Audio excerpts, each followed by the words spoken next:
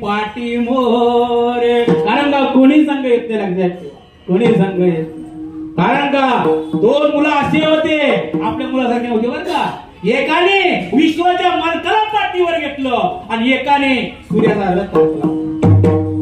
कारण का उठा हृदय प्रकाश झाला कारण का तो अनुवृत्त आल्याशिवाय सूर्य निघत नाही लक्षात ठेवा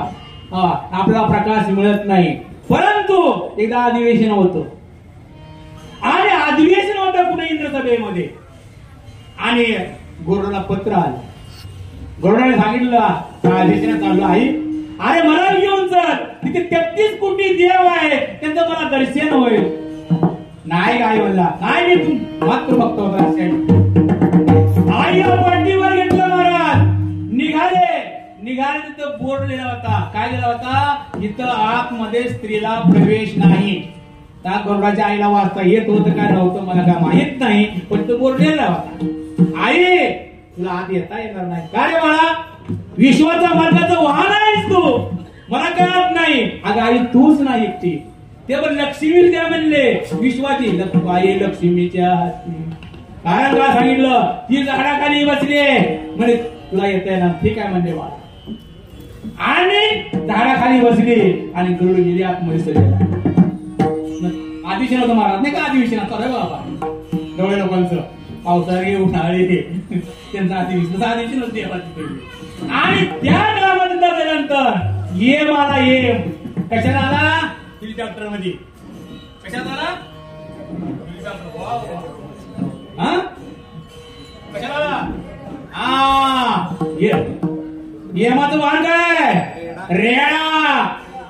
रेड्यावर आला आणि ज्या ठिकाणी आई बसली होती त्या ठिकाणी रेडा बांधला परंतु हास्य ज्या त्याला गरुडाच्या बायकोन आईकडून हसला त्या टायमाला गरुडाच्या आईची डाळी बाजू दुखायला लागली आणि चोपदार सांगितलं चोपदार जावा सांगा म्हणले माझ्या मुलाला बोलून घ्या गोड वाया चालू झाला मला काय झालं आई म्हणला अरे म्हणला ये मारता माझ्याकडे बघून हसल्यापासून माझी डाळी बाजू दुखा लागली तू काय कर मला हिमालयामध्ये घेऊन जा आणि तिथं म्हणजे गार वातावरण आहे मी ते थांबते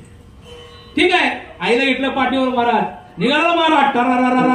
रे कुठे बघा रे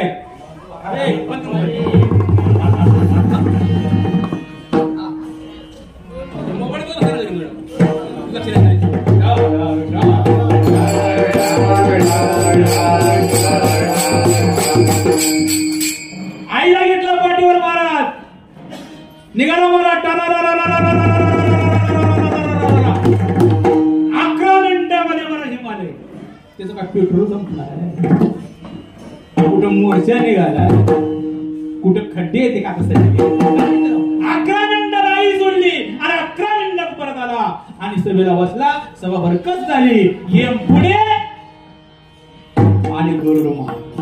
मागून जाऊन बचुंडी धरली ए एवढ्या देवाचं वाहन मग काय बोलावं का एवढ्या माझ्या ऐकू बघून हसतोच का कारण का 12 लक्षात ठेवा स्त्री असल्या कारण त्यांना भोग व्हावा लागला एक सांगतो द्रौपदी असली बरं सगळे उघड व्हावं लागतं बरोबर आहे का हो विश्वामित्र हसला रंबे मागे झाला कुत्रा व्हावा लागला शेवटला अजून चला आणि त्यावेळेस झाल्यानंतर महाराज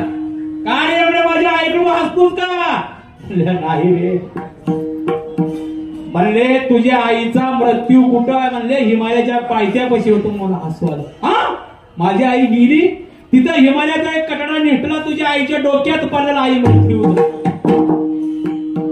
वाव गेले महाराज गरुड तिथं आणि गेल्यानंतर त्या ठिकाणी दगड पडला आरोनला बोलून घेतलं दोघा भावाने टाबो फोडला अरे आयुष्यभर म्हणले पगार न घेता म्हणजे विश्वाच्या मार्गाची नोकरी केली शिळ्या तुकड्यावर नोकरी केली चल आपली आई जिवंत करू कापड पांढऱ्या कपड्यामध्ये आई गुंडाळली आणि भगवंत कसे आले महाराज आणि आल्यानंतर त्या ठिकाणी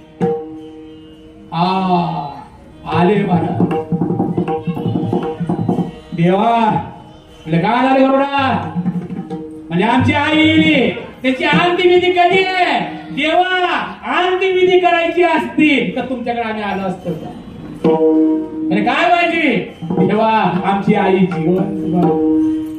अरे गरुडा राम अवतारामध्ये राम होतो माझे वडील दशरथ राजा मरण पावले मला पण जीवन करता आलं नाही कारण कुठला आयुष्याचं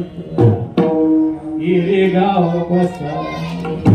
हो नाही म्हणले त्या टायमा लक्षात ठेवा आणि जे परमार्थ लक्षात ठेवा करत नाहीत ना त्याला कावळा पण शिवत नाही लक्षात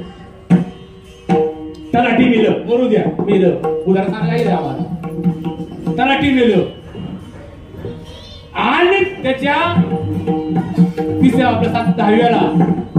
कावळा आला कावळा शिवच ना झाला म्हणला काय शिवणार म्हणले त्याला म्हणले खोड होती तलाठीला म्हणजे काय लोकांचे पैसे खायची सवय काय होती सवय होती पैसे खायची सवय होती मला काय हरकत नाही मित्रासाठी मला 500 ठेवले ना कावळा इतका चतुर होता 500ची नोट तरी पण निवड नाही शिवला विठ्ठला विठ्ठला